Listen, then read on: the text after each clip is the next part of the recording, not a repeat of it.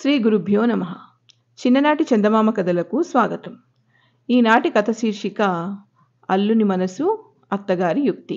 రాసినవారు పాలంకి వెంకటరామచంద్రమూర్తి. చీపురుపల్లి గ్రామంలో సూరిశాస్త్రి అని ఒక బ్రాహ్మణుడు ఉండేవాడు. ఆయన భార్య పేరు సోదెమ్మ, కూతురు పేరు వేదమ్మ. సోదెమ్మ పోరు పడలేక సూరిశాస్త్రి వేదమ్మను పెంటపాడులో ఉన్న కొండేవధానులు గారి కొడుకు చిట్టిపంతులకిచ్చి పెళ్లి చేశాడు.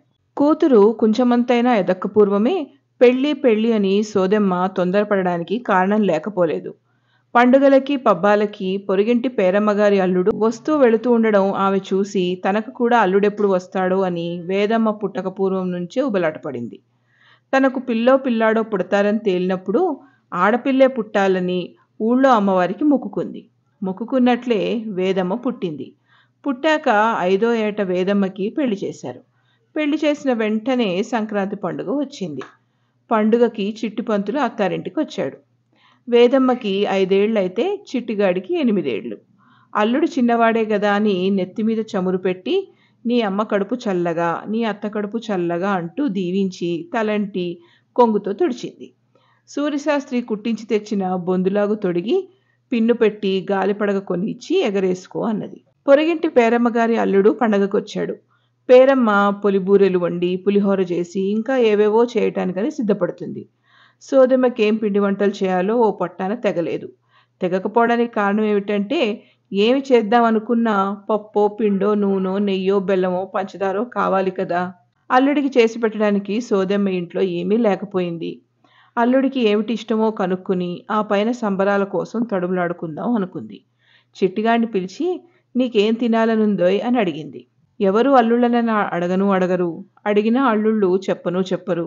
కానీ చిట్టిపంతులు చిన్నవాడు గదా, అడిగి తెలుసుకుంటే తప్పేమిటి అని సోదెమ్మ అడిగేసింది. చిట్టిపంతులు చెబితే తప్పేమిటి, తనకేమిష్టమో చెప్పేశాడు కూడాను. నాకు చక్కిలాలు కావాలి అన్నాడు. సోదెమ్మ సంతోషించింది. చక్కిలాలకి వరిపిండి ఉంటే చాలు, ఇంట్లో డబ్బాలో సిద్ధంగా ఉంది పిండి. ఉత్సాహంతో సోదెమ్మ చువ్వలా లేచి చకచకా చారడేసి చక్కిలాలు తయారు చేసింది. చల్లారటంతోటే 4 చక్కిలాలు చిట్టిపంతుల చేతిలో పెట్టింది. కుర్రవాడైతే మాత్రం అల్లుడయ్యాక కొంచెమైనా మొహమాటం ఉండాలి కదా. కానీ చిట్టిపంతులకి అలాంటి మొహమాటం ఏమీ లేకపోయింది. అత్తయ్య, ఉత్తుత్తి చెక్కిలాలైతే నాకు ఇష్టం ఉండదు అన్నాడు. మరేం కావాలి అని అడిగింది సోదెమ్మ. మా అమ్మ నాకు వాటిని పాలల్లో ముంచిపెట్టేది అన్నాడు. పాపం సోదెమ్మ గారింట్లో పాలు లేవు. ఆమెకున్నదల్లా అల్లుడు రావాలన్న సరదా ఒక్కటే. సరదాతో పాటు చేయటానికి శక్తి కూడా ఉంది కానీ ఇంట్లో సరుకు లేదు. చిట్టిపంతులు పాలు కావాలని నోరు ఇప్పి అడిగేసరికి ఎక్కడైనా అప్పైనా చేసి తెస్తుంది గాని మానుతుందా.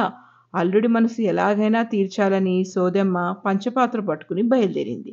ఎక్కడికో వెళ్ళడం ఎందుకని పేరమ్మని అడిగింది. మా ఇంటి పాలు పిల్లి తాగేసింది, కాసిన్ని బదులు ఈ పేరమ్మ, సాయంకాలం తీరుస్తాను అంది. సోదెమ్మి గారి ఇంట పిల్లి ఉన్నమాట నిజమే గాని అది పాలు తాగేసిందన్న మాట మాత్రం శుద్ధాబద్ధం. వాళ్ళింట అసలు పాలు ఉంటేగా పిల్లి తాగిపోవడానికి. ఏకడనుందో గాని పేరమ్మ వెంటనే చిక్కటి పాలు పాత్ర నిండా పోసి ఇచ్చింది. వాటిని తెచ్చి సోదెమ్మ చిట్టిగాడి ముందు పెట్టింది. వాడు చెక్కిలాల్ని పాలల్లో ముంచి కాస్త కొరుక్కు తినేశాడు. వాడి 4 చెక్కిలాలు అయిపోయాయి గాని పాత్రలో పాలు మాత్రం అలాగే ఉన్నాయి. ఏ గారె ముక్కో రొట్టె ముక్కో అయితే ముంచినప్పుడు పాలు పీల్చుకుంటుంది. కానీ రాయికి మళ్ళీ గట్టిగా ఉండే చక్కిలాలు పాలేం పీల్చుకుంటాయి. అందుచేత పంచపాత్రలో తెచ్చిన పాలు తెచ్చినట్టుగానే ఉండిపోయాయి. పాలు అప్పు తీర్చడం ఎలాగరా భగవంతుడా అని బెంగ పెట్టుకున్న సోదెమ్మ ఆ పాలు తరక్కుండా పంచపాత్ర నిండుగా ఉండడం చూసింది. ఆమె మెదడులో మెరుపులాంటి ఆలోచన ఒకటి తట్టింది. ఆ మిగిలిన పాలు ఆ మట్టునే పట్టుకెళ్ళి పేరమ్మ కప్పు తీర్చేసి చక్కా వచ్చింది. సూర్యశాస్త్రి ఇంటికొచ్చి ఏమే అల్లుడికి ఏమైనా చేసి పెట్టావా లేదా అని అడిగాడు. అక్కడికి తనేదో అన్ని సరుకులు ఇంటికి తెచ్చిపడేసినట్లు. సోదెమ్మ నవ్వుతూ అప్పువారి అప్పు తీరే అల్లుడి మనసు తీరే అంది. అదేమిటని ఆశ్చర్యంతో శాస్త్రి అడిగితే మిగిలిన 1 చక్కిలము ఆయన చేతిలో పెడుతూ సంగతంతా చెప్పింది సోదెమ్మ. సూర్యశాస్త్రి చెక్కిలాల్ని పట్టుకుమనిపిస్తూ సోదెమ్మ తెలివికి మెచ్చుకున్నాడు. ఇంతటితో ఈ సరదా కథ సమాప్తం.